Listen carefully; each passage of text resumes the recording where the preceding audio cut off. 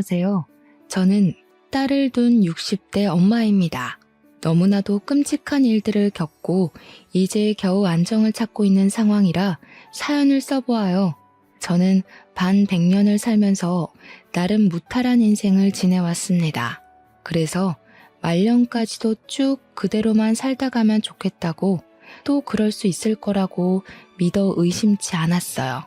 참 사람 앞길 함부로 예측 못한다지만 하마터면 나이 먹고 큰 수렁에 빠져 살 뻔했지 뭡니까. 제가 지금 적어볼 이야기는 사랑하는 제 딸 얘기입니다. 제 딸 일이 곧 제 일이기도 해서 제가 저와 딸을 위해서 어떠한 사투를 벌여왔는지 들려드리겠습니다. 저는 결혼 생활 고작 10년 만에 남편을 사고로 일찍 잃고 딸과 둘이 지내왔습니다. 30여 년을 둘이서 의지하면서 잘 살아왔죠. 그 전에 남편이 있을 때는 여건이 여의치 않아도 살림 열심히 하고 알뜰하게 아끼고 살면서 우리 식구끼리 행복해보고자 노력이라도 할 수 있었는데, 남편이 죽고 나서는 제 안의 모든 의지가 팍 죽어버려 앞날이 막막하기도 했었습니다. 그럴 수밖에 없는 게 당시에는 젊은 여성들이 돈을 당연하게 버는 시대가 아니었거든요. 또 제가 글도 가나다라 쓰는 것 말고는 잘 못했고 공부도 한번 배워본 적 없어서 경제활동을 하자니 자신이 너무 없었습니다. 그러나 딸만큼은 저처럼 공부 못해서 바보로 살면 안 되니까 무작정 있는 대로 일을 시작했어요. 남의 집 방바닥 닦아주고 밥 해주면서 어렵게 딸을 키웠습니다. 하지만 그게 제 인생의 고비는 아니었어요. 기운 가세는 다시 세우면 되는 거였고, 남편을 잃은 상실감과 아빠 잃은 딸의 공허함은 시간이 해결해 줄 테니 버티면 되는 거였으니까요. 또 우리 집 기둥이 무너져서 더 어려워진 형편인데도 불구하고 제 딸 또한 절대 굴하는 모습을 안 보였습니다. 어린 나이부터 제가 고생하는 걸 알았는지 말썽 안 부리고 올바르게 자라줬고 좋은 대학을 가 번듯한 호텔리어가 되었어요. 제가 예상했던 대로 열심히 살아내니까 우리 가정에 다시 안정이 찾아오더라고요. 이건 제가 삶을 포기하지 않은 것도 있었고, 의지를 굳건히 할 수 있는 딸의 존재가 늘 제 곁에 있었기 때문에 좋은 결과를 내었다고 생각했어요. 제가 딸한테도 그런 마인드를 가르쳐줘서 그런지 딸도 학교 다닐 때 성적을 잘 못 받더라도 다음에 잘 보면 된다는 긍정적인 마음으로 더 공부를 하더라고요. 딸 또한 저 때문에 좋은 영향 많이 받았다고 직접 얘기를 해줍니다. 그때마다 지치지 않고 달려온 고생이 싹 다 풀리는 기분이었어요. 딸은 20살이 되자마자 저를 돕기 위해 아르바이트를 했었는데, 그러지 말라고 해도 저 혼자 고생하는 걸 싫어하던 녀석이었기에 딸은 그저 돈 벌어서 보탬이 되는 걸 좋아했어요. 그래서 강력하게 말릴 수도 없었습니다. 웬만하면 제가 할 수 있는 선에서 끝까지 딸 뒷바라지 해주고 싶었거든요. 돈 신경 안 쓰고 편하게 공부만 했으면 좋겠는 게 제 마음이었는데, 또 자식 입장에서는 부모만 고생하는 걸 두고 보기 힘들었나 봅니다. 이것만으로도 제 딸이 얼마나 기특한 아이인지 느껴지시죠? 그래도 딸 덕분에 제가 굳은 일을 좀 줄일 순 있어서 마음이 편했습니다. 그때부터 우리 가정은 남들과 비슷한 모양새를 갖춰갔어요. 그리고 우리 딸은 남편을 닮아서 미모가 좀 출중한 편이었는데요. 유난이라고 생각할지 모르겠으나 예쁜 우리 딸한테 이상한 놈들이 들러붙지 않을까 엄마로서 걱정이 좀 되더라고요. 대학교 가는 것도 노심초사했는데 직장 생활을 시작했을 때는 여간 불안한 게 아니었어요. TV에 보면 나쁜 마음 먹은 총각들이 많더라고요. 아마 딸 가진 부모라면 딸의 짝이 될 남자가 무척 걱정되고 불안할 거라고 생각합니다. 그렇다고 딸 귀찮게 티를 내진 않았고 그저 사람 조심하라는 말만 한 번씩 던져줬어요. 정도를 지키면서 한다는 게 저도 좀 잔소리를 했던 건지 딸이 저더러 걱정도사라고 하더군요. 너무 장걱정이 많다고 제발 마음을 편하게 먹으라는데 딸이 그렇게 지적을 해줄 때면 저도 아차 싶어서 주춤거리게 돼요. 어쨌든 우리 딸 똑똑하니까 알아서 잘할 거라고 믿는 수밖에 없었어요. 실제로 제 딸이 어디 가서 사고치는 타입도 아니었으니 말이죠. 그런데 아무리 야무져도 20대 딸이 사랑 앞에선 풋내기일 수밖에 없다는 걸 망각했어요. 나이를 다 먹고도 실수를 하는 게 사랑인데 어린 청춘이 알아봤자 뭘 얼마나 알고 남자를 가려 만나겠습니까? 아니나 다를까 딸은 취업하자마자 남자를 사귀더니 1년 만에 결혼을 하겠다고 제게 그 남자를 소개해줬어요. 듣자 하니 남자는 승무원을 하는 사람이었는데 딸이 일하는 호텔에 자주 묵는다고 합니다. 오가다가 마주하면서 얼굴도 익히고 대화도 조금씩 늘게 되고 그렇게 마음이 맞아서 만나게 된 것 같았어요. 남자가 먼저 대시를 해서 시작된 관계라고 하더라고요. 근데 겨우 1년 사귀어 놓고 결혼하고 싶다고 고백한 게 제 마음을 불편하게 만들었습니다. 우리 딸 나이는 26살이었고 남자의 나이는 32살이었어요. 저는 우리 딸이 나이 30살 넘으면 결혼시키고 싶었거든요. 제가 젊었을 때야 26살이면 홍기가 꽉 찼다고 하지 요즘 세상에 26살 아가씨들이 어디 결혼에 쫓기는 입장입니까? 그러나 저는 별 말을 할 수 없었어요. 남자를 소개하는 딸의 표정이 너무 행복해 보였거든요. 어머님, 걱정 많이 하시는 것 같아서 말씀드리는데 저 정말 괜찮은 놈입니다. 여태 일해서 모은 돈도 좀 있고 절대 주연이 힘들게 안 할 자신 있어요. 허락해 주세요. 아이고, 누가 들으면 오해하겠네. 둘이 이렇게 예쁘게 만나고 있는데 내가 어떻게 반대를 하니? 지금만 봐도 자네가 우리 딸을 얼마나 행복하게 해주고 있는지 느껴져. 그러니 그런 부탁은 할 필요가 없다니까 그러네. 결혼을 빨리 하든 늦게 하든 딸이 행복하면 그만이라는 마음이 곧 들었습니다. 딸의 행복을 방해하고 싶지 않았어요. 그저 딸이 제 곁에서 힘든 시간을 꿋꿋하게 버텨줬기 때문에 어른이 된 딸까지 제가 통제권을 주고 흔들고 싶지 않았어요. 그래서 허락했습니다. 그렇게 딸의 남자는 저의 사위가 되었습니다. 한부모 가정인 우리 딸을 혹시 시가에서 안 좋은 시선으로 보면 어쩌나 걱정했는데 사부인도 저처럼 바깥 양반을 일찍 여의고 혼자 지내고 있었던지라 우리의 사정을 잘 이해해 줬습니다.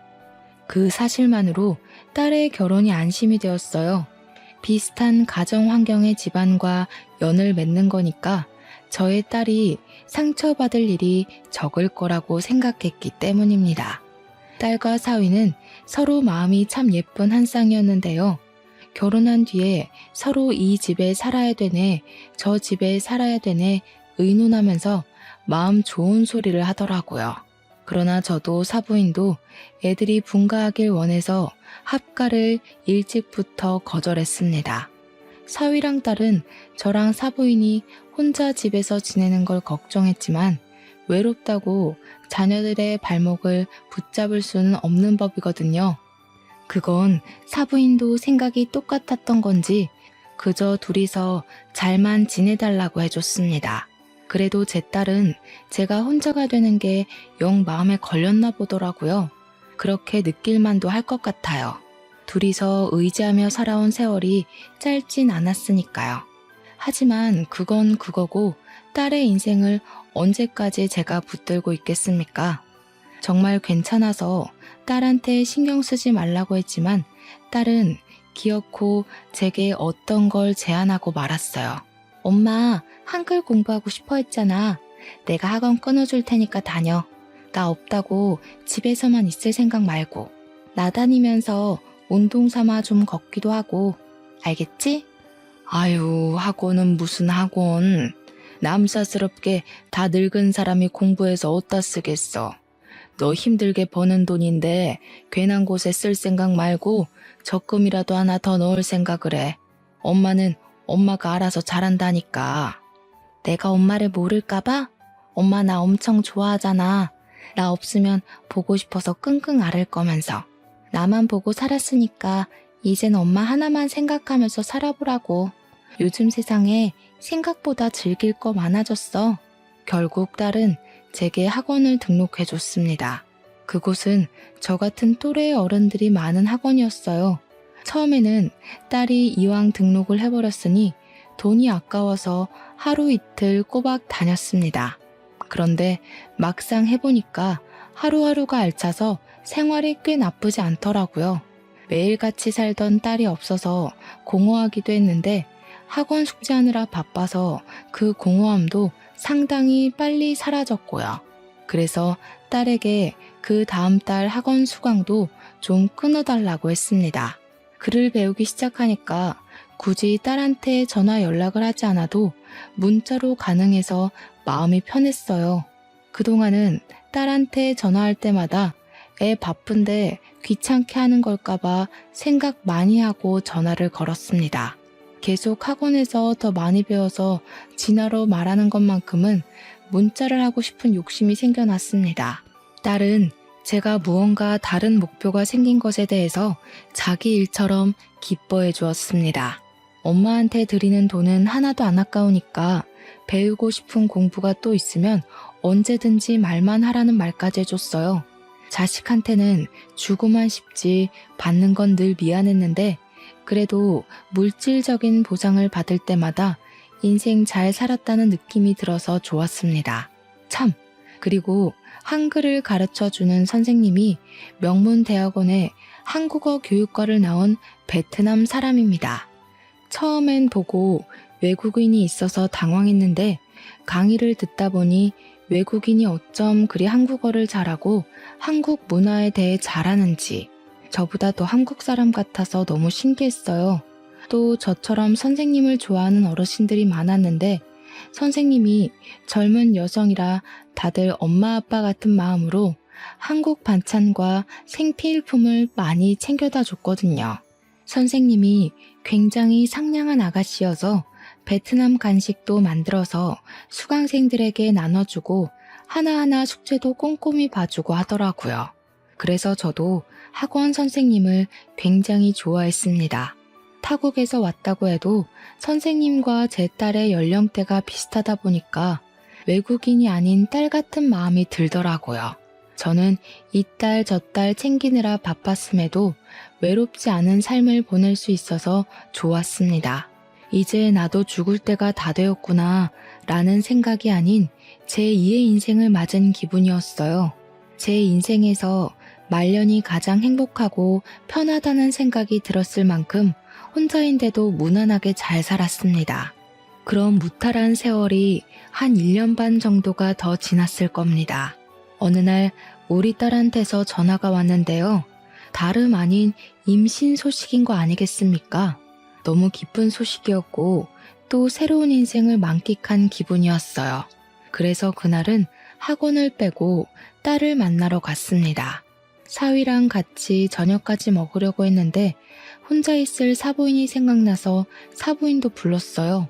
오랜만에 뭉친 저희는 사위 차를 타고 식당에 가서 외식을 했습니다. 보통 사돈끼리는 결혼식하고 나면 만날 일도 없다는데 저는 저와 같은 사정을 갖고 있는 사부인이 너무 마음에 걸리더라고요. 그래서 사부인에게 더 다가갔고 이것저것 해보라고 취미도 추천해주고 주변에 공방이나 공부하는 곳 있으면 다녀보라고 오지랖을 부리기도 했습니다.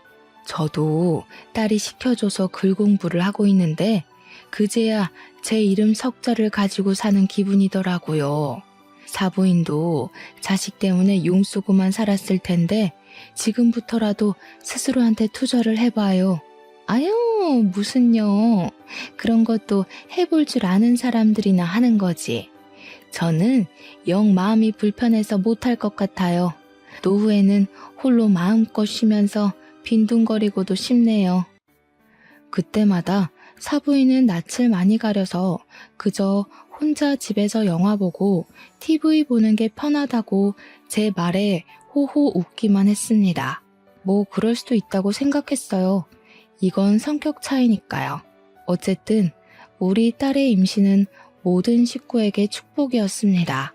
딸이 출산을 하고 나면 더할 나위 없이 행복하게 살자고 그렇게 약속하면서 좋은 시간을 마무리했어요. 그리고 늦은 시간이라 사위가 사부인 먼저 데려다주고 저까지 집에 태워주었습니다.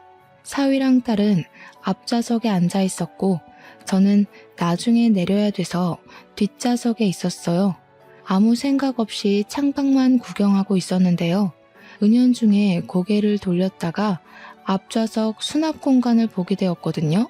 거기에 웬 책자가 꽂혀 있더라고요. 그냥 그렇구나 하고 눈길도 뗄 수 있는 건데 어떠한 문구 때문에 눈을 떼지 못했어요.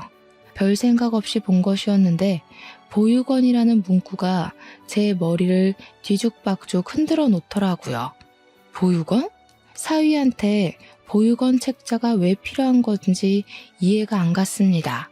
한번 꺼내서 표지를 자세히 봤는데 지나가다 우연히 받았나 하는 생각조차 할 수 없는 장소였어요. 위치가 제주도더라고요. 우리가 사는 곳은 서울인데 책자를 그냥 받았다고 해도 금방 지역이어야 되는 거 아닙니까? 이해가 안 돼서 표지만 뚫어져라 보고 있었는데 어느새 집에 도달해버려서 저도 모르게 그 책자를 가방에 넣었어요. 어쩌지 못해서 저지른 행동이었습니다. 서둘러 딸과 사위에게 조심히 가라고 인사한 뒤 집에 들어와 보육원 책자를 다시 펴봤어요. 가장 뒤편에는 명함 하나가 꽂혀 있었는데 그 보육원 원장의 연락처인 듯 했습니다. 보통 책자를 홍보하더라도 길거리에서 명함까지 주지는 않잖아요. 직접 이 보육원에 찾아간 거면 몰라. 다른 사람이 사위 차에 탔다가 이걸 두고 내린 건가라는 생각도 했어요. 제 선에서 최대한 이해할 수 있는 생각이 그것이었으니까요. 그런데도 희한하게 마음속에 박힌 찝찝함이 해결되지 않더라고요. 자꾸만 아까 봤던 명함 연락처로 전화하고 싶은 욕구가 가슴 속에서 꾸물거렸습니다. 그래서 충동적으로 저질러 버렸어요. 다 늦은 밤에 그 보육원으로 전화를 해봤죠. 시간이 밤 10시 정도 되었던 걸로 기억합니다. 보통 보육원은 선생님들이 24시간 교대로 붙어 있으니 전화를 안 받진 않을 거라 생각했어요. 역시나 상대 쪽에서 전화를 받더라고요. 신호음이 끊기자 순간 뭐라고 말해야 할지 머릿속이 새하얘져 버려서 저는 순간 사위 이름을 얘기해버렸습니다. 저 송태웅 씨 말 전에 듣고 전화합니다. 여기로 전화해보면 된다길래. 아람이 아버님이요? 아직 아람이 만나는 날 아닌데 어떤 일로 연락하셨어요? 아람이도 지금은 잘 준비 들어가서 아마 전화 못 받을 거예요.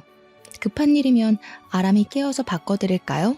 처음 듣는 이름에 그렇잖아도 당황스러워 어렵게 입을 떼던 입술이 더 무거워져 버렸습니다. 보육원 선생님 말을 듣자니 아람이란 그 이름은 아이의 것인 듯 했어요. 그때 제가 대답을 안 하자 수화기 너머로 여보세요? 하는 소리가 넘어왔어요. 더 시간 끌면 이상하게 생각할 것 같아서 일단 나중에 다시 연락 주겠다고 했고 내가 연락한 걸 절대 아이 아빠한테 알리지 말아달라고 한 뒤 끊어버렸습니다. 전화를 끊자마자 머릿속에서 혼란의 쓰나미가 덮쳐오는 기분이었어요. 분명 보육원 선생님은 제 사위 이름을 듣고 누군가의 아버님이라 불렀습니다. 아직 제 딸 뱃속에 있는 손주는 태어나지도 않았는데 어떻게 제 사위가 누군가의 아버님이 될 수 있는 거죠? 이게 사실이라면 제 사위가 두 집 살림을 하고 있다는 소리밖에 안 되잖아요. 너무 엄청난 사실을 저 혼자 알아버린 것 같아서 대체 이게 어떻게 된 건지 무슨 일인 건지 빠릿빠릿하게 눈치챌 수가 없었습니다. 다만 분명히 의심할 만한 상황이라고는 생각했어요. 전화했을 때 보육원 선생님이 우리 사위가 아직 그 아이를 만날 날이 아닌데 왜 전화했냐고 물었잖아요. 그렇다는 말은 우리 사위가 그 보육원에 아람이란 아이를 만나러 주기적으로 찾아가고 있다는 말 아니겠습니까? 한편으로는 혹시 후원을 하는 아이인가? 그런 생각도 했어요. 만약 그렇다면 후원자를 부를 때 그 아이의 아버님이라고 부르기도 하는지 또 궁금하더라고요. 이 부분은 제가 뭘 아는 게 없어서 좀 답답했습니다. 제가 당장 물어볼 수 있는 사람은 딸뿐이었는데 임신을 하고 있는 딸에게는 안정 때문이라도 더더욱 알릴 수가 없었어요. 사실인지 아닌지도 모를 말 때문에 사위와 딸이 다투게 된다면 그것 또한 걷잡을 수 없는 스트레스가 될 거 아닙니까? 저는 그날 밤새 고심하다가 학원 갔을 때 수업 마치고 선생님께 따로 물어봤습니다. 선생님 말로는 아주 어린아이의 경우 후원자가 생기면 간혹 아버지, 어머니라고 불러주기도 한다고 했어요. 그 소리를 듣는데 얼마나 안심이 되었는지 모릅니다. 괜히 말도 안 되는 걸로 사위를 의심할 뻔했어요. 오히려 사위가 좋은 일을 하고 있었는데 왜 이런 걸 우리한테 안 밝히고 몰래 선행하고 있었는지 좀 서운하기도 했습니다. 어쨌든 저는 그날 이후 마음 놓고 우리 딸의 출산일만 기다렸어요. 그렇게 방심을 해버린 사이 저는 딸 출산 후 2개월 뒤에야 믿을 수 없는 사실을 직면하게 되었습니다. 제주도 출장 때문에 집을 비우게 된 사위 때문에 제가 딸 집에 가서 이틀 밤을 자기로 했었어요. 겨우 이틀 밤 자는 건데도 딸 생각하는 엄마 마음이 다 그렇듯 가는 김에 딸에게 이것저것 해주고 싶어서 저는 짐을 바리바리 싸들고 딸 집을 갔습니다. 그때 딸이랑 저녁을 먹으면서 딸한테 어떤 얘기를 들었는데요. 남편이 며칠 전부터 제주도 가서 사는 건 어떠냐고 물어보네. 갑자기 웬 제주도냐니까 어머님도 제주도 이사 가려고 준비 중이라더라고. 딸은 제 의견을 듣고 결정할 생각이었는지 저보고도 제주도에 같이 가서 살지 않겠냐고 물었습니다. 저는 그 소리를 듣자마자 제주도란 단어에만 꽂혔어요. 문득 제주도 보육원에 그 아이가 떠올랐습니다. 설마 제주도 보육원에 있는 아람이란 아이 때문인가 싶은 직감이 드는 겁니다. 저는 그제야 딸에게 제주도 보육원에 대해 물어보았어요. 먼 타지로 후원을 하는 거라면 사부인이나 저는 몰라도 마누라인 딸은 알고 있을 거라고 생각했거든요. 혹시 송서방이 제주도에 대해서 다른 말은 한 적 없어? 제주도에 보육원 봉사를 다닌다든지 후원을 한다든지. 당황스럽게도 딸도 사위가 후원이나 보육원 방문하는 걸 들어본 적 없다고 했습니다. 그 말을 듣자 저는 한동안 묵혀두었던 불안감이 다시 기어 올라오는 기분이었습니다. 심지어 딸은 사위랑 연애를 할 때도 보육원 얘기하는 건 못 들어봤다고 했어요. 적어도 부부끼리는 후원 사실을 알렸을 줄 알았는데 딸까지 모르게 숨기고 있었다면 아무래도 후원은 아닌 듯 했습니다. 확실히 이상했죠. 그리고 저는 다시 지난날 기억을 떠올렸어요. 아람이 아버지라고 했던 보육원 선생님 말이 계속 머릿속에 맴돌았습니다. 이렇게 된 이상 이걸 알아볼 수 있는 방법은 제가 직접 보육원을 찾아가는 것밖엔 없다고 생각했어요. 저는 결국 다음날 딸에게 학원 가는 척하며 집을 나섰고 제주도 비행기를 탔습니다. 바로 그 보육원을 찾아갔어요. 갔더니 외부인이라도 친절하게 맞이해 주더라고요. 저는 그곳에서 제 사위 이름을 댔고 지난번에 아람이 때문에 전화했던 사람이라고 소개했습니다. 그제야 거기 선생님들이 저를 아는 채 해주었어요. 아람이랑 어떤 관계냐고 묻는 선생님들 말에 저는 내가 누군지, 내 사정이 어떤지, 사위랑 무슨 관계인지 먼저 밝힌 뒤 아람이에 대해 물었습니다. 그러니 선생님들이 갑자기 말해주길 꺼려하더라고요. 저를 이상한 사람 보듯 서로 눈치를 보기도 했습니다. 안 그래도 아람이 아버님 곧 오실 거예요. 물어보시는 것들은 저희 입장에서 아람이 아버님 허락 없이 함부로 대답해 드릴 수 없을 것 같아서 직접 물어보시는 게 좋을 것 같네요. 아니요. 제 상황 들으셨으니까 사위놈이 뭘 숨기고 있는지 아실 거 아닙니까? 그놈 내 사위라고요. 나도 모르는 손주가 있다는 건 말이 안 되잖아요. 좀 도와주세요. 이게 어쩌면 아람이를 위한 길일 수도 있다고요. 제가 사정하면서 조르자 선생님들은 결국 백기를 들었고 제게 사위에 대해 알고 있는 걸 얘기해주기 시작했습니다. 일단 아람이란 아이는 사위의 아들이 맞다고 했어요. 아람이는 우리 딸이랑 결혼하기 전부터 이 보육원에 맡겨진 아이였고 아람이 엄마 되는 사람은 외국인인데 애 낳다가 과다출혈로 사망했다고 했어요. 아람이 엄마랑 사위는 직업이 똑같아서 오다 가다 잘 마주쳤던 사이였는데 그게 인연으로 발전되어 애까지 생긴 것 같더라고요.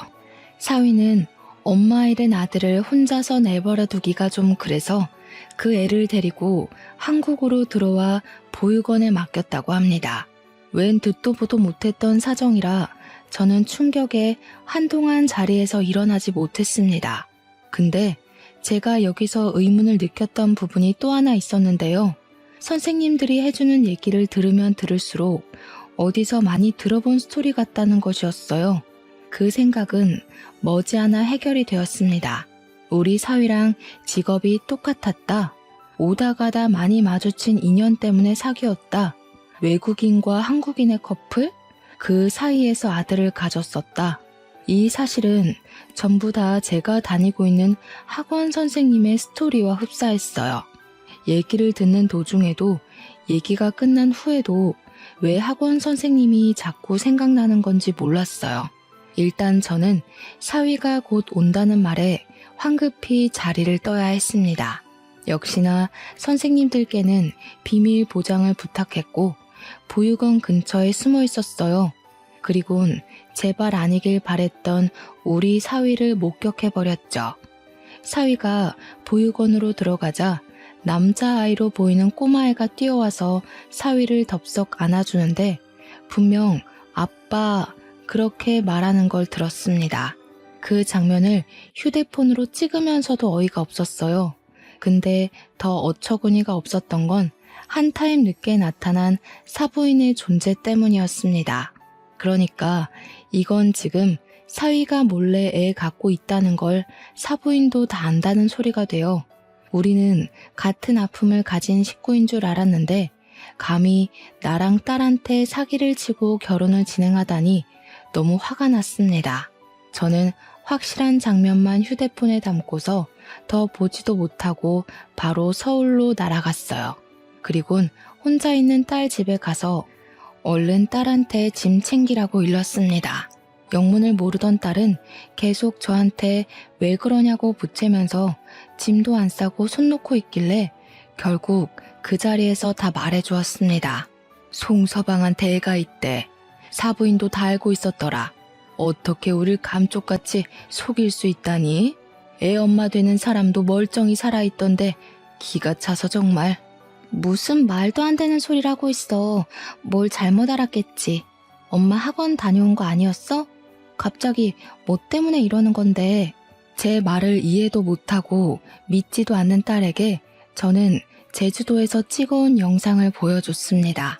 그러자 제 폰을 아사가 몇 번이고 재생해서 확인하던 딸도 저처럼 크게 충격을 받았어요.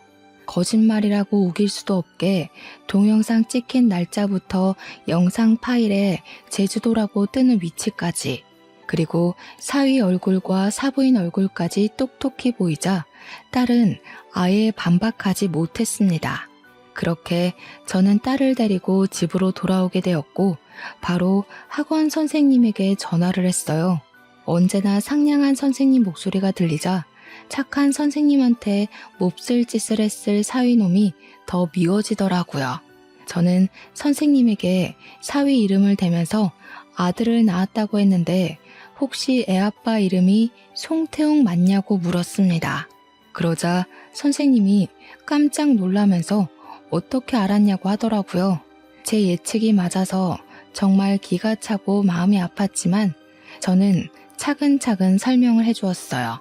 선생님은 끝내 울음을 터뜨리고 말았습니다. 그 새끼가 자기 앞날에 우리 아기 존재가 방해된다고 훔쳐갔어요. 제가 그 새끼 조지려고 한국에 들어온 거거든요. 근데 도무지 찾을 수가 없어서 세월만 보내고 있었어요. 울면서 제게 하소연하던 선생님은 울음을 진정하자마자 분노를 표하면서 당장 우리 사위를 만나고 싶어 했습니다.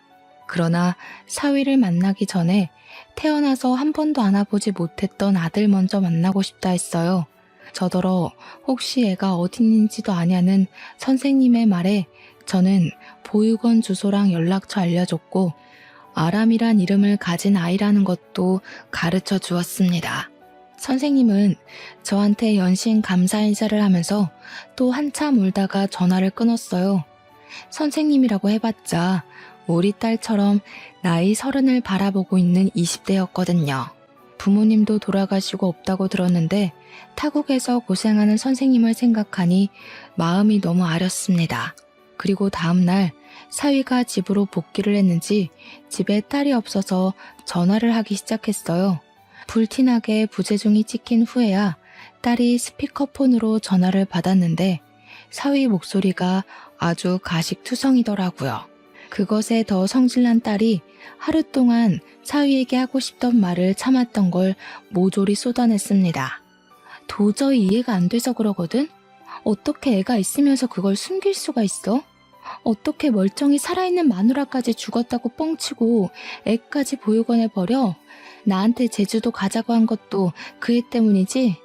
내가 몰랐으면 끝까지 숨기려고 했어? 심지어 어머님까지 한패라며? 여보, 뜬금없이 무슨 소리야? 앞뒤 설명도 안 하고 갑자기 뭐? 애라니.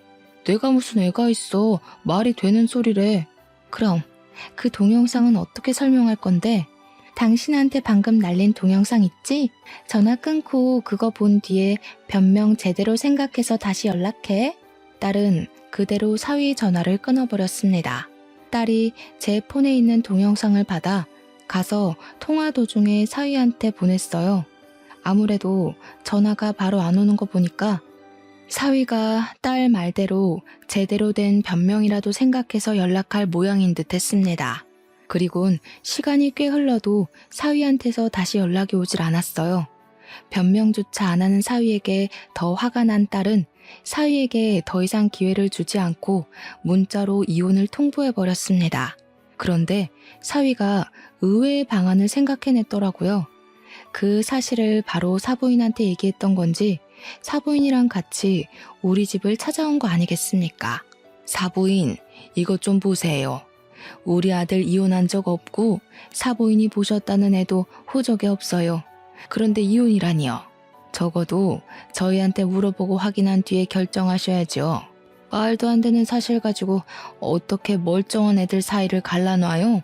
지금 종이 쪼가리 가지고 변명하는 거예요? 그렇다고 제가 본 애가 사위애 아닌 건 아니잖아요. 사위애가 아니라는 걸 증명하려면 가족관계 증명서가 아니라 유전자 검사 결과를 들고 왔어야죠. 사위애가 맞으니까 그 애한테 양육비도 주고 있는 거 아니에요? 도대체 우릴 얼마나 호구로 볼 생각이에요? 그래요. 내 아들애 맞아요. 양육비 주는 게 걸려서 그래요? 그까짓 거 안 주면 그만이에요. 우리 아들이 착해서 그래도 지 씨로 태어난 자식이라고 책임지려고 했던 거라고요. 그 아이는 사부인이랑 며느리가 싫다고 하면 그 길로 끊으면 그만인 관계예요. 그딴 것도 자랑이에요? 어떻게 핏줄을 버린 애만에 함부로 짓거릴 수가 있어요? 이렇게 무서운 사람들인 줄 알았으면 절대 내 딸 안 보냈을 거예요. 다 필요 없으니까 저희 소송할 겁니다. 돌아가세요. 고소할 거란 말에 사부인은 저희에게 애원하던 걸 관뒀고 바로 얼굴색이 돌변해버렸습니다. 상견례 때 봤던 내내 하던 착한 얼굴은 다 사라지고 표독스럽기 그지없는 분위기로 바뀌었어요. 부모나 자식이나 참 매정하네. 부모 없는 애가 불쌍하지도 않아요? 두 사람 말대로라면 우리 아들이 그 애를 갖다 버려야 된다는 건데 그게 도리에 맞는 행동이라는 겁니까? 고상한 척은 다 하더니 진짜 몰상식한 건 당신들이네. 어디다 비교해요. 책임질 짓을 했으면 당연히 책임져야지. 그게 뭐 대단한 일이라고 땅떵거리는 겁니까? 아무데나 싸지르고 애 만든 걸로 모자라. 멀쩡히 살아있는 부인까지 죽었다 뻥치지 않았어요? 불쌍한 애를 엄마도 못 만나게 보육원에 숨겨두는 게 더 몰상식한 거 아닌가요? 애 엄마라니? 이건 또 무슨 소리래? 애 엄마 죽었거든요? 지금 보니까 사부인이 말 지어냈는데 선수시구나? 애 엄마가 살아있었으면 내가 우리 아들을 왜 장가 보냅니까? 그 애랑 엄마랑 결혼시켰지. 왠지 사부인이 애 엄마 죽었다고 우길 것 같았습니다. 그래서 제가 선생님을 이리로 불렀어요. 그날 선생님은 비행기 편이 결항되어 제주도로 가지 못했고 사부인과 사위가 우리 집을 들이닥쳤을 때 제가 몰래 연락을 넣었어요. 선생님은 그렇게 찾고 싶던 애 아빠를 보러 우리 집으로 날아오다시피 찾아왔습니다. 때마침 사부인이 애 엄마를 부정하고 있던 참이었는데 타이밍 좋게 선생님이 등장했어요. 열린 현관문으로 선생님이 들어서자 인기척에 돌아본 사위가 먼저 선생님을 발견했고 선생님을 보자마자 사색된 얼굴로 굳어버렸습니다.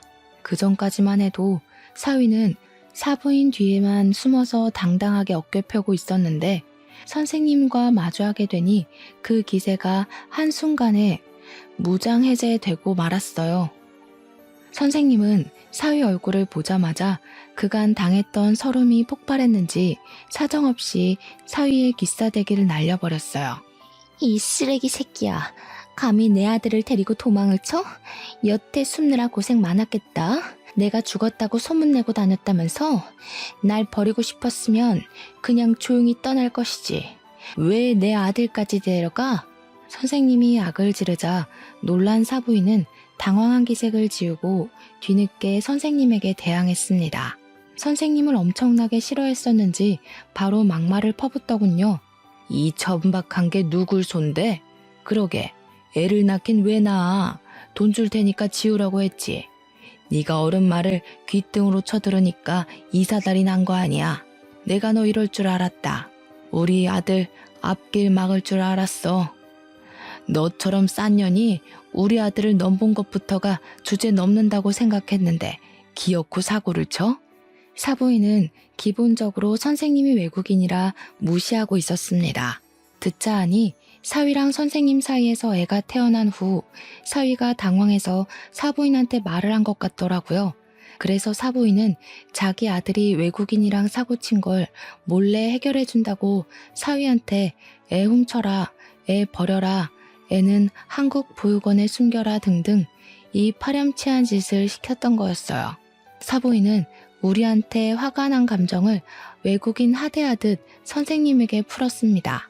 선생님을 마구마구 패면서 자꾸 선생님 때문에 사위 앞길 망했다고 원망을 해댔어요. 더 이상 그 모습을 볼 수 없었던 저는 급히 주변에 있는 걸 주워들었고 바로 사부인에게 던져버렸습니다. 마침 제가 던진 게 우리 손주 똥기저귀 갈아놓은 거였더라고요. 기저귀가 날아가는 힘에 못 이겨 풀어졌는데 그 때문에 사부인 머리통에 노란 똥이 덕지덕지 묻었습니다. 냄새로 이물질의 정체를 눈치챈 사부인이 악 비명을 지르며 꼼짝도 못하고 서 있었어요. 그러자 사위가 안절부절 못하면서 이게 뭐하는 짓이냐고 저한테 성질을 내는 겁니다. 아무리 경우가 없어도 그렇지 어떻게 사돈되는 사람을 이런 식으로 대하세요? 당장 저희 엄마한테 사과하세요. 무슨 이유가 있든 폭력은 정당화 안 된다고요. 장모님이 이러신 것도 폭력이에요. 사과 안 하시면 저 이거 그냥 못 넘어갑니다. 못 넘어가면? 법으로 따져보자고? 나야 좋지. 나 지금 사기 결혼 당한 건데 당신이 이 똥기저귀 가지고 고소하면 당신이랑 당신 엄마가 사기친 것도 다 불어야 되는 거 알지? 자백할 각오 됐으면 어디 한번 고소해봐. 여보, 알았어. 진정해. 내가 잘못했어. 근데 나 진짜 당신이랑 이혼하고 싶지 않아. 저 여자 사랑한 적 없고 애도 끝까지 책임질 생각 없었어. 당신은 저 여자랑 다르단 말이야. 나 당신한테는 다 진심이었다고. 당신을 믿고 안 믿고는 내 몫이거든? 근데 이미 당신이랑 당신 엄마가 어떤 사람인지 알아버렸는데 어쩌냐? 나 지금 당신 얼굴 마주보고 있기만 해도 치가 떨려. 나더러 앞으로 범죄자를 데리고 살라고? 우리 애 아빠 할머니 될 사람으로 범죄자를 두라고? 그럴 바엔 버리는 게 낫다고 보는데? 사위는 이혼하자는 딸의 말에 똥줄이 탔는지 답답해했습니다. 대체 자기가 답답할 게 뭐 있는지 모르겠네요. 자기 분에 못 이긴 사위가 딸을 붙잡으려고 하자 그건 또 지켜볼 수 없던 저는 쓰레기통에 있는 똥기저귀를 들고 사위 앞에 가서 휘저었어요. 사위가 놀라서 황급히 뒷걸음질 치더라고요. 네 자식 똥인데도 더럽냐? 그러니까 자네가 그 정도밖에 안 되는 거야. 자넨 아빠들 자격이 없어. 결혼을 100번 1000번 해봐라. 너 같은 놈은 여시 같은 엄마 치마폭에서 나오질 말아야 돼. 괜히 다른 집 귀한 딸내미 고생시키지 말고 네 엄마 뒤치다거리나 하고 살아. 이 이상 그들과 말을 섞어봤자 같은 말만 반복될 거라고 생각했어요. 그래서 저는 그 둘을 집에서 쫓아내고자 양손에 똥기저귀 들고서 두 사람을 몰아냈습니다. 문 밖으로 나설 때까지 겁을 주었고 맨발로 뛰쳐나가길래 두 사람의 신발을 발로 차서 바깥에 보내버렸어요. 그리곤 주저앉아 울고 있는 선생님을 달래주었습니다. 용감하게 이혼 통보를 했지만 사실은 크게 상심한 딸도 제가 나서서 위로를 해주었네요.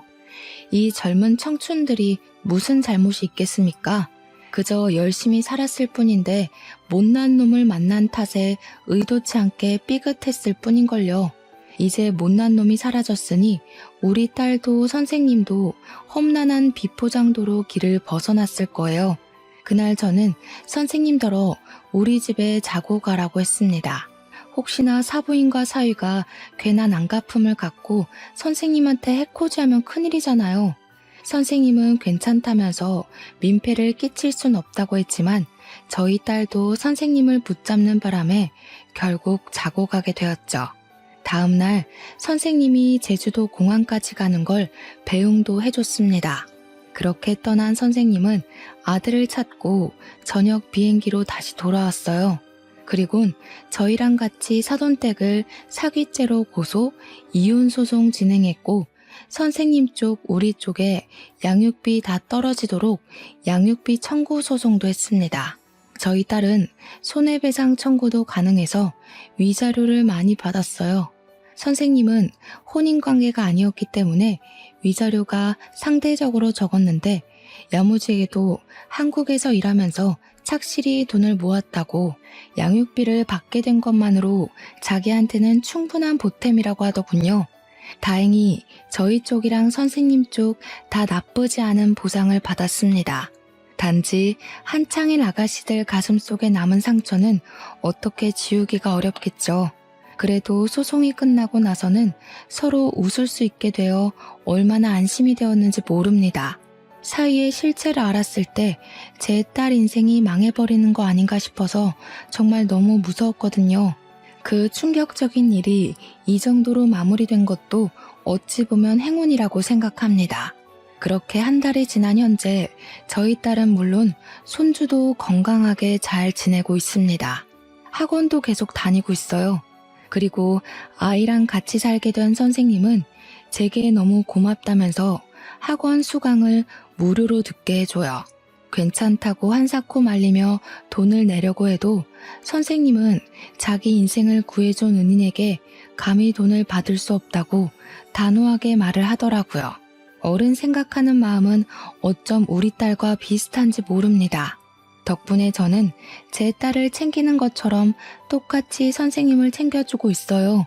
명절 때도 혹시 갈 데 없으면 우리 집 오라고 해줬습니다. 그랬더니 고맙게도 정말 우리 집을 찾아와 주더라고요. 선생님이 저를 친정엄마 생각하듯 명절마다 자기 아들을 데리고 오는데 늘 감사하다는 말을 입에 달고 살아요. 감사는 제가 더 감사했죠. 선생님 식구 덕분에 저 또한 명절에 북적거리며 지낼 수 있어서 얼마나 즐거운데요. 저희 딸도 다행히 선생님과 자매처럼 잘 지내고 있습니다. 한때 선생님은 승무원이었고 딸은 호텔리언이 직종도 비슷했거든요. 대화도 잘 통했고 또 둘 다 애엄마다 보니까 육아 정보도 알아서 잘 공유하면서 나름 재밌게 지내고 있어요. 저는 얼떨결에 손주가 둘이나 된 셈인데 마치 대가족이라도 된 것처럼 집안 조용할 날이 없어요. 그런데 그게 좋네요.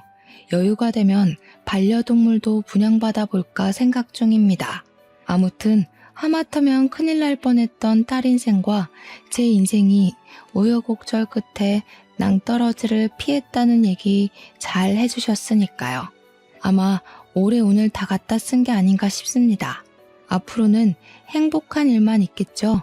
여러분들 앞날만큼은 부디 낭떠러지 구간이 적기를 바랍니다. 긴 사연 들어주셔서 고맙습니다. 행복하세요.